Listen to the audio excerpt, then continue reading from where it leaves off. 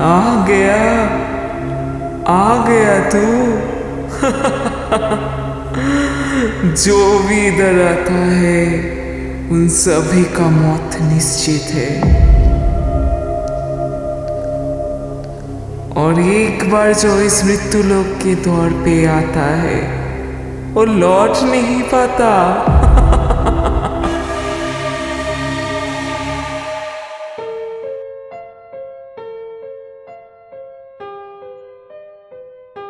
कोलकाता के आनंदपुर इलाके में एक पार्क बनाया गया है। आकर्षक चमचमाता हुआ कृत्रिम जलाशय, उसके ठीक बगल में कैफे है। पार्क के बीच में एक छोटा फव्वारा है और पार्क के पास ही एक बहुत बड़ा तालाब है। लोग कहते हैं पहले यह जगह जंगल और झाड़ियों से भरी हुई थी, लेकिन कुछ पुराने लोग अब भी याद रखते हैं यहां पहले एक पुराना श्मशान घाट था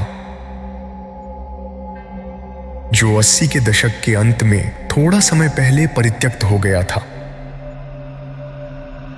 खंभे के ऊपर आज भी कुछ जंग लगे साइन बोर्ड के फटे हुए कोने लटक रहे हैं। हालांकि उस घाट का नाम अब पढ़ा नहीं जा सकता। अगर किसी की अकस्मात मृत्यु होती थी तभी उस घाट पर मृत शरीर लाया जाता था। दाह संस्कार चुपचाप किया जाता था। काम खत्म होने के बाद लोग पास के तालाब में हाथ पैर धो लेते थे। लेकिन अब अगर कोई इस पार्क को देखे तो वह इसके इतिहास के बारे में अंदाजा भी नहीं लगा सकता। इस कहानी की शुरुआत ठीक तब हुई जब इस पार्क के उद्घाटन के 3 महीने बाद एक के बाद एक लोग पार्क से गायब होने लगे।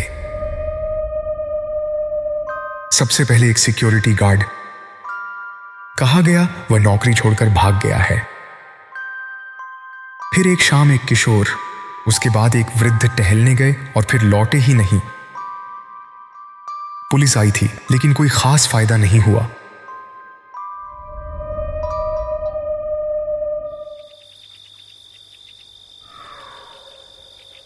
सयंतन एक मध्यम आयु वर्ग के स्कूल शिक्षक पार्क के पास एक 2 मंजिला घर में रहते हैं। बहुत शांतिपूर्ण जीवन। हर दिन शाम को वह उसी पार्क में टहलने जाता है। वह इन अचानक गायब होने की घटनाओं के बारे में सुन चुका है, लेकिन इसके पीछे सही कारण अब भी अज्ञात ही है। एक दिन शाम के 6 बजे सयंतन ने पार्क में जाकर देखा कि लोगों की भीड़ कम हो गई है।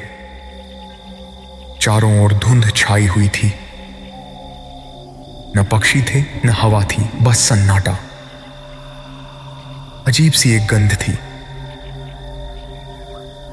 गीली धूप की तरह। साथ में कुछ सड़ी हुई चूहे या कीड़े मकोड़ों की बदबू भी थी। सयंतन चलते चलते पार्क के एक कोने में चला गया। वहां कुछ घास लगी खाली जमीन थी। बहुत कम ही कोई इस तरफ आता है। यहां से पास का तालाब साफ दिखाई देता है। पानी की सतह पर कछुरीपाना के ढेर जमा है। पार्क से बच्चों के गायब होने की घटनाओं के बाद से यहां बच्चों का आना जाना कम हो गया है। सयंतन ने पहले भी देखा है कि पार्क के इस हिस्से में जमीन पर घास एकसार नहीं है। कई जगहों पर ऊंचा नीचा है। वहां एक छोटा चौड़ा गड्ढा दिखाई देता है। सयंतन ने हाथ की टॉर्च जलाई। गड्ढे का मुंह घास से अधूरा सा ढका हुआ है। पार्क से दूर सड़क की बत्तियां तब तक जल उठी हैं। पार्क के बीच में इस तरह घास से ढका गड्ढा देखकर सयंतन काफी हैरान हुआ। थोड़ा और आगे बढ़कर देखने ही जा रहा था कि अचानक मिट्टी के अंदर से उठाया एक दबा दबा कराहने की आवाज।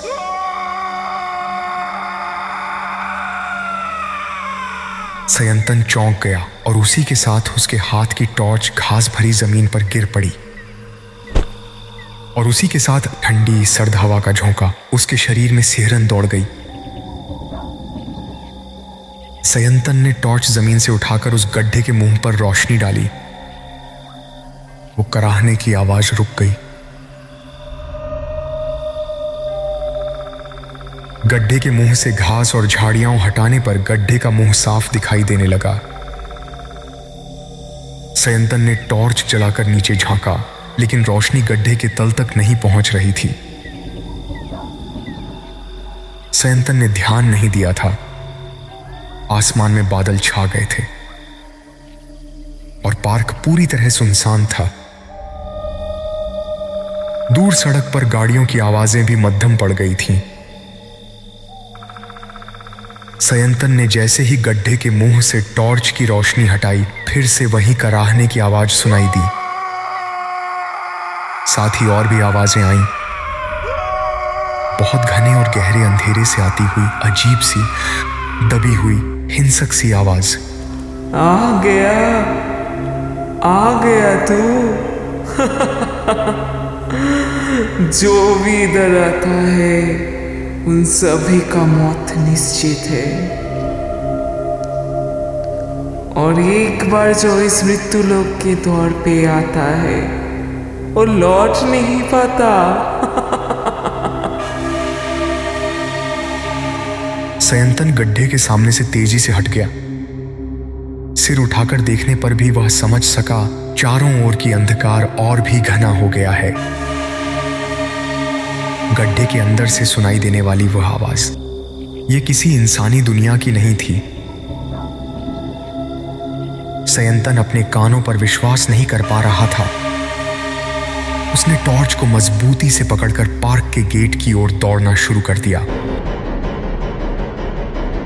और ठीक उसी समय सामने एक और गड्ढे के मुंह पर उसका पैर फंस गया और वह घास के मैदान पर गिर पड़ा। गिरते ही हाथ की टॉर्च बुझ गई। आसमान में बादलों की गड़गड़ाहट सुनाई दे रही है।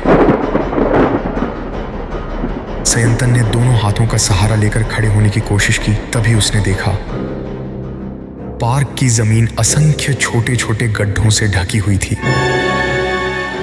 और हर एक गड्ढे के मुंह पर चमक रही थी एक जोड़ी खून जैसी लाल आंखें। सयंतन ने पूरी जान लगाकर उठने की कोशिश की, लेकिन इस बार किसी और गड्ढे से एक जोड़ी कंकाल जैसी हाथों ने उसके पैरों को कसकर पकड़ लिया। सयंतन ने चीखकर बचने की आखिरी कोशिश की, लेकिन अब बहुत देर हो चुकी थी।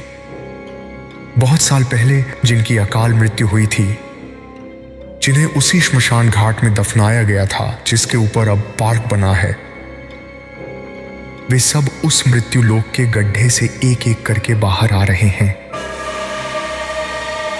आसपास कहीं भी इंसान का कोई निशान नहीं है। वे सयंतन के शरीर को धीरे धीरे गड्ढे के अंदर खींचते हुए ले जा रहे हैं।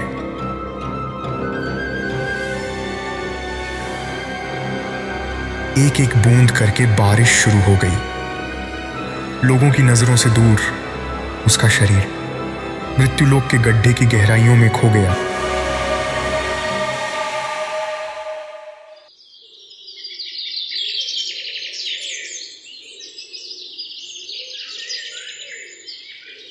अगले दिन सुबह सयंतन को घर में न पाकर उसका नौकर पड़ोस के लोगों को बुला लाया। सयंतन कल से लापता है। आखिरी शाम वह घर के पास के पार्क में टहलने गया था। उसके बाद वह घर नहीं लौटा। पुलिस आई, चारों ओर खोजबीन की गई, लेकिन कहीं भी सयंतन का पता नहीं चला। सिर्फ पार्क के कोने में कुछ मध्यम आकार के गड्ढे दिखाई दिए। वे गड्ढे जंगली घास और झाड़ियों से ढके हुए थे, और ठीक उनके बगल में पड़ी थी एक टॉर्च।